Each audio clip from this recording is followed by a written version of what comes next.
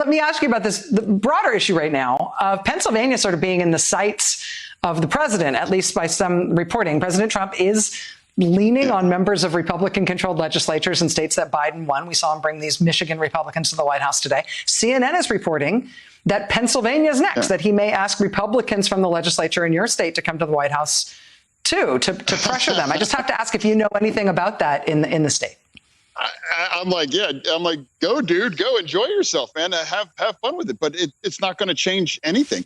And, you know, a new wrinkle to all that story is that there's actually been a COVID flare up in the Pennsylvania House just recently as today. So I don't see that movie having a happy ending for the president. So it's really not anything that I'm concerned about, nor should any of your viewers be concerned about.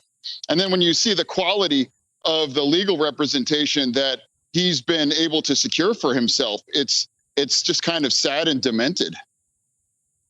Is the certification of the vote in Pennsylvania going to go smoothly? Is there any potential bottleneck in the system? Like in Michigan, we're watching this state board where there's 2 Democrats and 2 Republicans. The Republicans are really being pressured.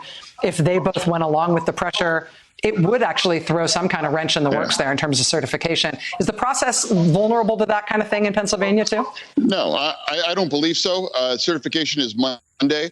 And the thing is like, the terms expire on November 30th. So if they don't certify the results, they won't technically have a House of Representatives to certify with. They would just have a handful of senators that run on every 4 years, and this would be their off election. So there's really not anything that can happen. I mean, and you have to also understand, too, a lot of these elected officials, you know, have to, you know, walk that line between like legitimate governance and, you know, pandering to the lunatic fringe / death cult part of their party as well, too. So there's a little bit of that going on as well. But I'm confident that, you know, even if they were of that mind frame to do that, you know, there isn't a legal constitutional mechanism for them to even engage in that behavior, quite frankly.